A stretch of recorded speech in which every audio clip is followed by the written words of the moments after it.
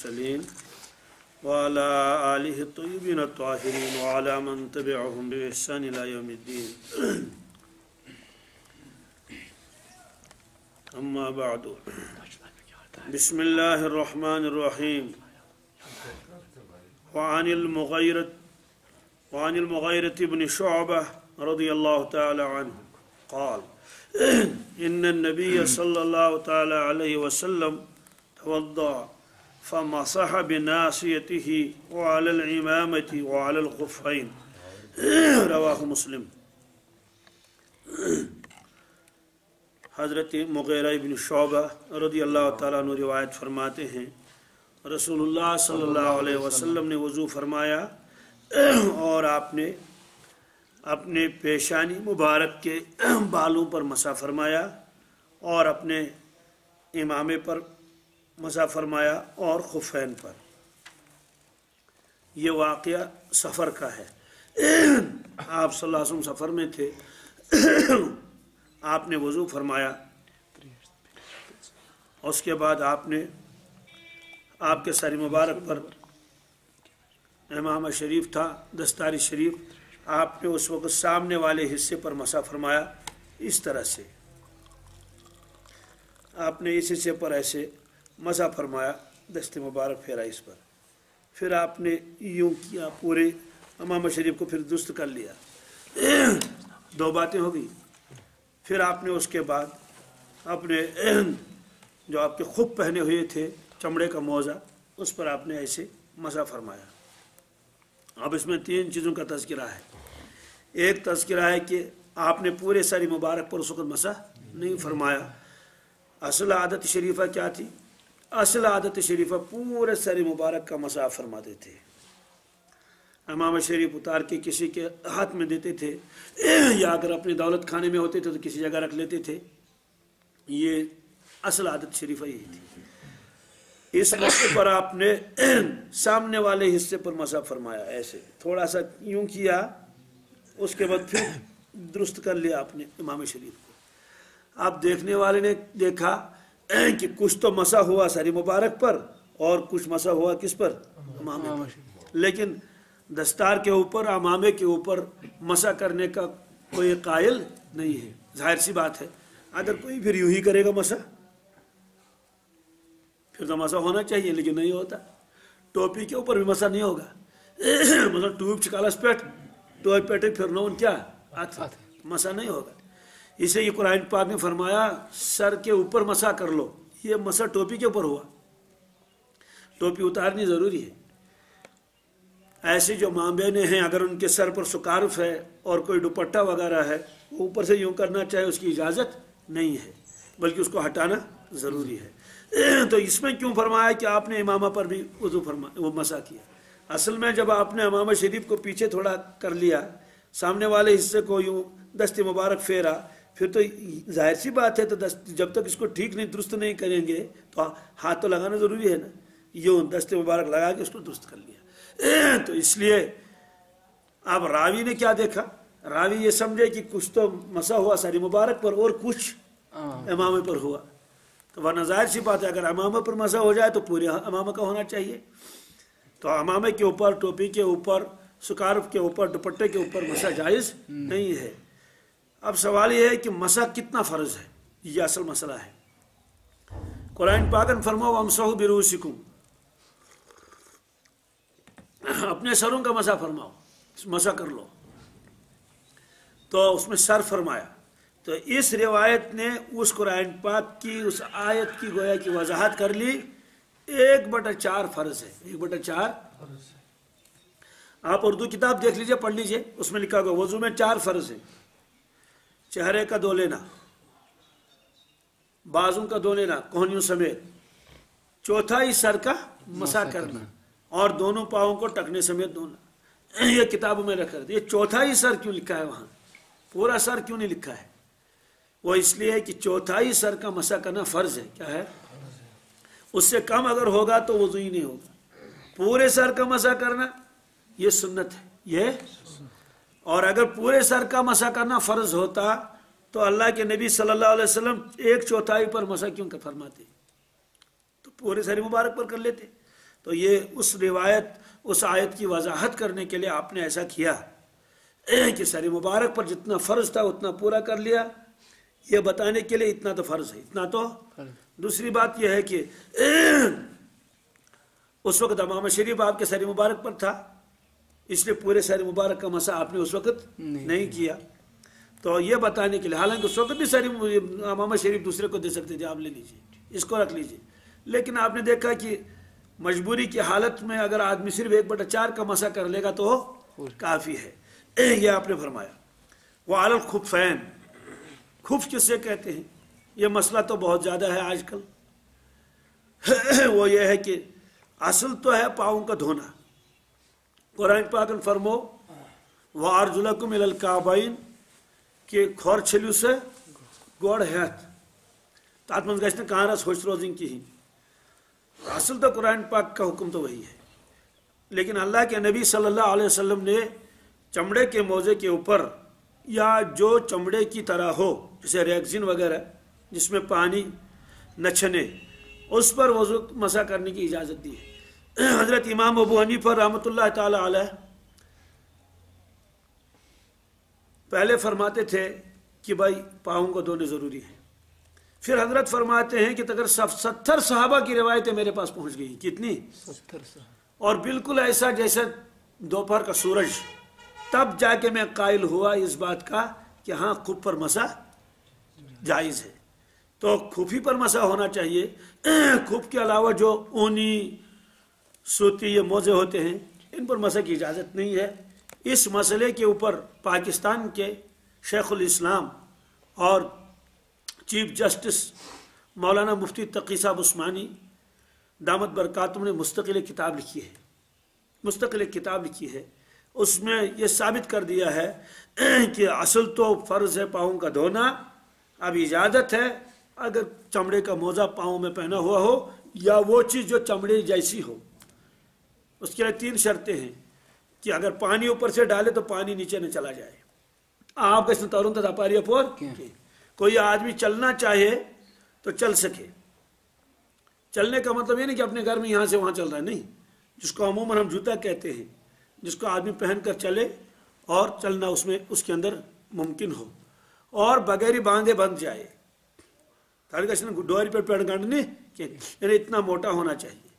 نیلان موزہ تو آپ کہیں گے صاحب وہ تو بالکل خود ہی رہ جاتا ہے پنڈلی کے اوپر، نہیں، اس کے اندر نیلان بھرا رہتا ہے۔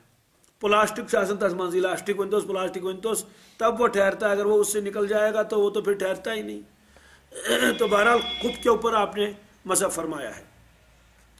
جو جورب وغیرہ والی روایتیں ہیں تو وہ چونکہ یا تو وہ واضح نہیں ہیں یا تو جورب سے مراد وہاں خفی ہے، بہرحال تمام حضرات نے یہی، ائمہ اربعہ کا اس میں اتفاق ہے، اختلاف کسی کا نہیں، یہ سن لیجئے۔ امام مالک رحمۃ اللہ کے بھی یہی ہے کہ بھائی چمڑے کے موزے پر مسح ہوگا، امام ابو حنیفہ رحمۃ اللہ کے یہاں بھی یہی ہے، امام شافعی علیہ رحم کے یہاں بھی، امام احمد سب کے یہاں یہی ہے کہ عام موضوع پر مسح جائز نہیں ہے۔ یہاں کشمیر میں زیادہ ہے، سردی آ گئی، آپ پاؤں دھونے بہت مشکل ہیں، اس لیے لوگ مسح کر لیتے کس کے اوپر؟ عام موضوع کے اوپر۔ اگر کسی بھی امام کے نزدیک جائز ہوتا تو اولاً تو اپنے امام کو چھوڑ کر دوسرے کے قول پر عمل کرنا، یہ تو آدمی کے گویا کی سہولت کی وجہ سے ایسا کر رہا ہے، لیکن اس میں تو اجازت ہی نہیں کسی کی، ائمہ اربعہ اس پر متفق ہیں۔ اور جو حضرات آج کل اس پر زور دیتے ہیں کہ بھائی مسح جائز ہے، مسح جائز ہے، ان کی کتابوں میں ان کے بڑوں نے لکھا ہے کہ مسح جائز نہیں ہے عام موضوع پر۔ اس لیے اس کا بہت خیال رکھنا چاہیے، اپنی نماز کو خراب نہیں کرنا چاہیے، خاص طور سے اماموں کو چاہیے کہ وہ بالکل موضوع کے اوپر مسح نہ کریں، اس لیے کہ امت کی نماز کا مسئلہ ہے۔ یہ روایت مسلم شریف میں ہے۔ بہرحال اس میں یہ فرمایا کہ آپ صلی اللہ علیہ وسلم نے وضو فرمایا اور اس کے بعد سر مبارک کا مسح فرمایا، لیکن ناسیہ کہتے ہیں اس سامنے والے حصے کو، ناسیہ کہتے ہیں سامنے والے حصے کو، تو 1/4 یہ بن جاتا ہے، سر کے اگر پورے حصے مانے جائیں تو 4، یہ سامنے والا حصہ 1/4 بن جاتا ہے۔ اور خفین پر آپ نے مسح فرمایا ہے، تو خفین کے علاوہ آپ کو اس کی اجازت نہیں دیتا ہے۔ یہاں کشمیر میں حضرت مفتی نذیر صاحب نے اس پر کتاب لکھی، موضوع کے اوپر مسح کرنے کا شرعی حکم، اس میں سارے دلائل جمع کر لیے، اس کے اوپر کسی شخص نے اعتراض کیا اور اس پر اس نے کتاب لکھ دی اس کے مقابلے میں. بہرحال پھر اس کے اوپر جو ہے ایک تحقیقی کتاب بہت ہی جو ضخیم ہے، موٹی اتنی کتاب ہے، وہ شیخ الحدیث مولانا مفتی مظفر صاحب جو سوپور کے رہنے والے ہیں انہوں نے اس کے اوپر وہ کتاب لکھ دی ہے، وہ بازار میں آ چکی ہے. اس میں تمام دلائل ذکر کیے ہیں، اور جس شخص نے وہ کتاب لکھی تھی اس کو بتا دیا اس نے یا تو عبارتیں ادھوری ادھوری نقل کر لی ہے، یا ترجمہ صحیح نہیں ہوا، یا کیا ہوا ہے. تو بہرحال وہ کتاب بازار میں آ چکی ہے. چونکہ فرض کا معاملہ ہے، نماز کا معاملہ ہے، اگر نماز ہی نہیں ہوئی، وضو ہی نہیں ہوا تو نماز کہاں ہو جائے گی. اس لیے آپ حضرات کسی رسالے کو پڑھ کر اور موضوع کے اوپر مسح کر کے اپنی نماز کو خراب نہ کریں، اس کا بہت خیال رکھنا ضروری ہے.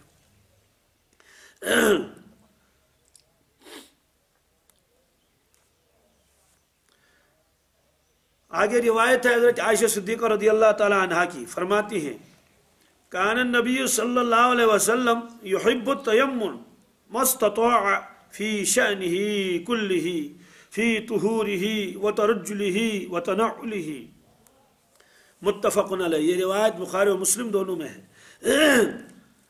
ام المومنین حضرت عائشہ صدیقہ رضی اللہ تعالیٰ عنہ یہ فرماتی ہیں کہ رسول اللہ صلی اللہ علیہ وسلم کو دائیں جانب زیادہ پسند تھی. کیا؟ دائیں طرف سے شروع کرنا پسند فرماتے تھے. کیسے؟ جیسے کوئی چیز تقسیم کرنی ہے تو دائیں طرف سے تقسیم کرتے تھے. آج بھی ایسا ہی ہے، مشائخ نے یہی سکھایا ہے. آپ اشکنجائی جن واریہ آسن تو دشن دشنی ہو، کوئی چیز تقسیم کرنی ہو تو دائیں طرف سے تقسیم کرنا چاہیے. اور فرمایا فی شانی ہی کلی ہی، تمام امور میں آپ یہی پسند فرماتے تھے، کیا کر لیں؟ دائیں طرف سے شروع کر لیں. پھر آگے آپ نے فرمایا فی طہوری ہی، وضو میں بھی آپ دائیں طرف کو پسند فرماتے تھے. دائیں کا مطلب کیا ہے؟ وضو بنانا ہے تو پہلے دایاں ہاتھ، پھر بایاں ہاتھ، دایاں پاؤں بایاں پاؤں. اور حضرت مجدد الفسانی علیہ رحمہ کے بارے میں کتابوں میں لکھا ہے کہ جب آپ وضو فرماتے تھے تو ظاہر سی بات چہرے میں تو چہرہ تو ایک ہی ہے، دو تو ہے نہیں کہ یہ دایاں والا چہرہ یہ بایاں والا، لیکن پھر بھی چہرے کے اندر یہ دایاں والا طرف ہے، یہ بایاں. تو حضرت جب وضو فرماتے تھے تو کتابوں میں لکھا ہے ان کے جو مریدین تھے اور شاگرد تھے وہ نقل فرماتے ہیں کہ حضرت یوں اٹھا کے تھوڑا سا دائیں طرف کو اس کا اشارہ کرتے تھے، اس طرف سے، گویا کہ اس میں بھی کیا شروع ہو جائے؟ دائیں جانب ترجیح دیتے تھے اس کو. ہاتھوں میں تو ہے ہی، بہرحال بازو میں دو بازو ہیں، دو پاؤں ہیں، یہ فرمایا آپ نے. ایسے ہی اللہ کے نبی صلی اللہ علیہ وسلم جب غسل فرماتے تھے تو پہلے تو سر مبارک پر پانی ڈالتے تھے، پھر اس کے بعد دائیں کندھے پر. کس پر؟ دائیں کندھے پر، پھر بائیں کندھے پر.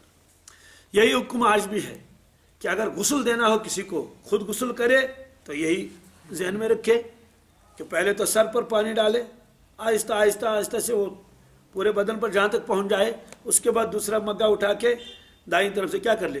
شروع کر لے، پھر بائیں طرف کو ڈال دے. یہی حکم ہے مردے کا. مردہ سے اگر غسل دمو اس میں بھی یہی ہے، پہلے اس کا وضو بنایا جائے، وضو بنانے کے بعد اس کا جو ہے وہ سر دھو لیا جائے جیسے زندہ غسل کر لیتا ہے، اس کے بعد اس کی دائیں طرف کو پانی ڈال دیا جائے. بائیں کروٹ پر کھڑا کریں گے اس کو اور دائیں جانب کیا کر لیں گے؟ پانی ڈال دیں گے. پہلے دایاں کندھا دائیں طرف، پھر بائیں طرف. تو یہ فرمایا وہ ترجل ہی، ترجل کے معنی کنگا کرنا. تو فرماتی ہیں حضرت عائشہ صدیقہ رضی اللہ تعالیٰ عنہا جب اللہ کے نبی صلی اللہ علیہ وسلم کنگا کرتے تھے اپنے موئے مبارک پر، سر مبارک پر، تو دائیں جانب سے شروع کرتے تھے. کہاں سے؟ تو اس میں بھی دائیں جانے والی، دائیں طرف سے شروع کرتے. ترجل، ترجل کے معنی آتے ہیں کنگا کرنا. تو آپ یہ نہیں فرمائے کہ سر مبارک کے اوپر کنگا کرتے تھے یا داڑھی. مظاہر سی بات ہے کنگا تو یا تو آدمی سر پر کر لیتا یا تو کس پر؟ داڑھی پر. اس نے فرمایا دائیں طرف کو آپ پسند فرماتے تھے. تو معلوم ہوا کہ سر مبارک پر تو دائیں طرف کو شروع کرتے تھے، پھر بائیں طرف. ایسے داڑھی مبارک پر بھی جب کرتے تھے تو شروع کرتے تھے کہاں سے؟ دائیں کی طرف، پھر بائیں طرف کو لیتے تھے. وَتَنَعُّلِهِ، تنعل کے معنی آتے ہیں جوتا پہننا. نالین اسی سے ہے. نال کہتے ہیں عربی میں جوتے کو. کس کو؟ جوتے چپل کو نال کہتے ہیں، اسی لیے اس کو کہتے ہیں نالین. کیا کہتے ہیں؟ کہتے ہیں نالین مبارک. تو یہ ہے جو چیز جوتوں میں پاؤں میں پہنی جاتی ہے اس کو نال کہتے ہیں عربی میں. تو تنعل کے معنی آتے ہیں जूता पहनने में भी आप दाईं जानिब को पसंद फरमाते थे। जूता हो, चप्पल हो, पहले दायां पैर उसमें डालते थे, फिर बायां पैर। यही हुक्म आज भी है कि सुन्नत यही है। और जब निकालना हो तो इसका उल्टा, इसका उल्टा क्या है? गोड़ कड़ो खोड़ खोर पथ कड़ो दुश्मन। पहले बायां पाँव निकालेंगे, फिर दायां पाँव निकालेंगे। वो रिवायत आगे आ जाएगी। तो इसमें तो फरमाया तमाम अमूर में फी शानी कुल्ली ही। अलबत्ता मिसाल के तौर पर आपने 3 चीज़ों का तज़किरा किया, एक वजू का, एक कंगा करने का, एक जूता पहनने का। आगे लिबास के बारे में भी रिवायत आ रही है, ये हो रिवायत। तो ये जो फरमाया हर चीज़ में दायां, इसमें कपड़ा भी आएगा क्या जी? आप पाजामा पहनेंगे पहले दायां पाँव पहन ले, आप कमीज पहनेंगे पहले दायां पाँव, दायां हाथ उसमें डाल दें। फेरन पहनेंगे तो पहले दायां, और जब निकालना हो तो पहले बायां निकालें। ये ख्याल रखें और इसकी आदत बना लें। इंशाअल्लाह फिर कपड़े पहनने में भी सवाब मिलेगा, कपड़े निकालने में भी सवाब मिलेगा जब वो जहन में रखेगा ये। तो आगे रिवायत है, हज़रत अबू हुरैरा रज़ियल्लाहु ताला अन्हु फरमाते हैं, क्या फरमाते हैं? क़ाल रसूलुल्लाह सल्लल्लाहु अलैहि वसल्लम इज़ा लबिस्तुम व इज़ा तवज़अतुम फब्दऊ बिअयामिनिकुम। ये रिवायत फरमाते हैं। पहली वाली रिवायत तो थी, उसको फ़ैली रिवायत कहते हैं। क्या? यानी उसमें हुज़ूर पाक सल्लल्लाहु अलैहि वसल्लम का कोई फरमान नहीं है, लेकिन आपका अमल है, आपका। तो हज़रत आयशा सिद्दीक़ा रज़ियल्लाहु ताला अन्हा आपके एक अमल को नकल फरमाते हैं कि आप ऐसा करते थे कि पहले दाईं जानिब को पसंद फरमाते थे। तो एक अमल बता रहे हैं, लेकिन ये आगे वाली रिवायत ये कौली रिवायत है।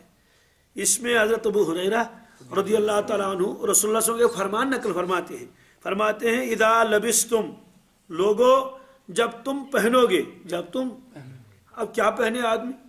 जाहिर सी बात कमीज पहनेगा और सलवार पहनेगा, फेरन पहनेगा, और जो जो चीज़ें भी हैं, सदरी पहनेगा, जो भी चीज़ें। वइज़ा तवज़अतुम, और लोगो जब तुम वज़ू बनाओगे, फब्दऊ बिअयामिनिकुम, तो अपनी दाहिनी जानिब से शुरू करना, दाहिनी जानिब से। बहरहाल ये हुक्म दिया आप सल्लल्लाहु अलैहि वसल्लम ने। गोया कि इसके अंदर दोनों रिवायतें आई, कौली रिवायत भी आई और फैली रिवायत भी आई। गोया कि अब ताकीद के ऊपर एक ताकीद हुई कि अमल भी इसमें पाया गया और रसूलुल्लाह सल्लल्लाहु अलैहि वसल्लम का एक फरमान भी हमारे सामने आ गया। इसलिए इसमें गोया कि खूब एहतमाम करना चाहिए। आगे रिवायत है सईद इब्न ज़ैद रज़ियल्लाहु ताला अन्हु की। यह सईद इब्न ज़ैद जो है ये वही है, ये हज़रत उमर फ़ारूक रज़ियल्लाहु ताला अन्हु के बहनोई हैं।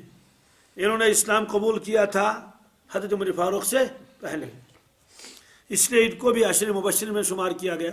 साद फिल जन्ना, सईद फिल जन्ना। सईद इब्न ज़ैद ये जन्नती हैं, जन्नती तो सारे हैं, लेकिन इनको भी बशारत दी गई नाम के साथ। ये फरमाते हैं कि रसूलुल्लाह सल्लल्लाहु अलैहि वसल्लम फरमाया, ला वुज़ूअ लिमन लम यज़कुर इस्मल्लाह अलैहि, ला वुज़ूअ लिमन लम यज़कुर इस्मल्लाह अलैहि, कि जो आदमी बिस्मिल्लाह न पढ़े वज़ू में, उसका वज़ू कामिल नहीं, उसका वज़ू तो हो जाएगा, लेकिन सवाब जितना वज़ू में मिलना चाहिए उतना मिलेगा नहीं। मालूम ये हुआ कि जब आप वज़ू बना लेंगे तो आप बिस्मिल्लाहिर्रहमानिर्रहीम पढ़ लें, उस वक्त शुरू कर लें। उसके बाद एक रिवायत में आपने फरमाया कुल्लु अम्रिन ज़ीबालिन लम युब्दा बिस्मिल्लाहि फहुवा अक़ता। एक रिवायत में फहुवा अबतर। क्या? जिस काम में बिस्मिल्लाह न पढ़ा जाए, अल्लाह का नाम न लिया जाए, वो काम बेबरकत होता है, वो काम बेबरकत होता है। जो भी काम आप कर लें, लिखना शुरू कर लें तो बिस्मिल्लाह पढ़ लें, किताब आप शुरू कर लें पढ़ना तो बिस्मिल्लाह पढ़ लें, और कोई काम आप शुरू करें, गाड़ी चलाना शुरू करें तो बिस्मिल्लाह अल्लाह का नाम लेना चाहिए। इसमें बंदे की तवज्जो अल्लाह तबारक ताला की तरफ हो जाती है। अगर खाना खाना हो तो बिस्मिल्लाह पढ़ लें, बिस्मिल्लाह वाला बरकतिल्लाह। एक शख्स नबी करीम सल्लल्लाहु अलैहि वसल्लम के सामने खाना खा रहे थे, आप देख रहे थे, तो उसके बाद अचानक अल्लाह के नबी से मुस्कुराया। तो एक सहाबी ने अर्ज़ किया, हज़रत आप मुस्कुराए, इसकी वजह क्या है? आपने फरमाया वो शख्स खाना खा रहा था और बिस्मिल्लाह के बगैर, किसके? शैतान उसके साथ बैठ के खा रहा था, शैतान उसके साथ बैठ के खा रहा था। तो उस शख्स ने दरमियान में, उसको याद आ गया कि मैं बिस्मिल्लाह भूल गया, उसने अब दरमियान में बिस्मिल्लाह पढ़ लिया। बिस्मिल्लाह अव्वल व आखिर रिवायत में आता है। तो शैतान ने जितना खाया था वो सब वापस आ गया उसको, वो कै किया उसने। अब आप कहेंगे साहब कै की उसने, तो उस आदमी ने फिर कैसे खाया, क्या करेंगे? जाहिर सी बात है ये हमारी समझ में आए या ना आए, लेकिन वाकया यही है। वाकया आप कहेंगे जनाब मैं बिस्मिल्लाह के बगैर खा लूंगा। देख लीजिए 4 दाने मैंने प्लेट में रख लिए। कितने? 4 दाने। 4 अंगूर रख लिए, 1 2 3, चारों के चारों मैंने खाए। शैतान ने क्या खाया? कुछ भी नहीं। लेकिन बिस्मिल्लाह के बगैर खाएंगे आप, जरूर शैतान खाएगा इसको। क्यों शैतान खाएगा? कैसे खाएगा हमें मालूम नहीं है। आपने उन लोगों को देखा जिनके साथ जिन रहता है, ये जिन चासन सूत एक एक त्रामी खाना खाते हैं। एक शख्स में मैं जानता हूँ सिर्फ होना ये मुफ्ती साहब यार छमड़ी बनती।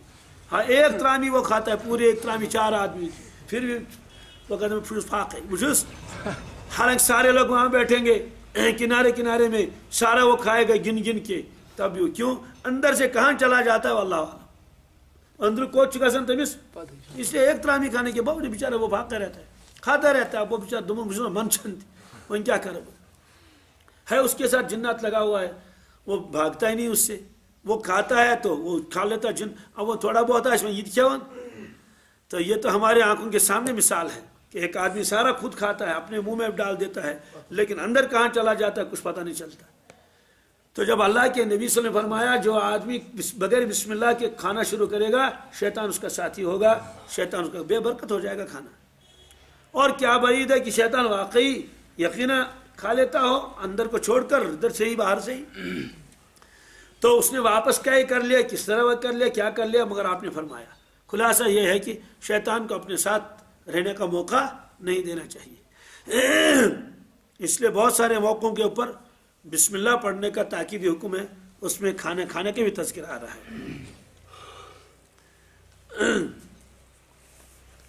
तो फरमाया कि उसका वजू नहीं जिसने वजू में क्या बिस्मिल्लाह नहीं बोला, तो वजू तो हो जाएगा लेकिन वजू में वो बरकत नहीं रहेगी।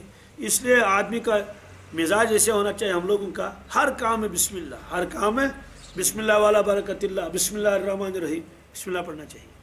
और आगे फरमाया ला सलात लिमन ला वजू लहू, जिसका वजू नहीं उसकी नमाज नहीं, जिसका वजू नहीं यानी वजू है ही नहीं, आके अल्लाह अकबर कर ले रहा, इसकी नमाज ही नहीं होगी। और अगर वजू था टूट गया तब भी इसकी नमाज नहीं। वजू कैसे कैसे टूटता है वो पहले आ भी चुका है।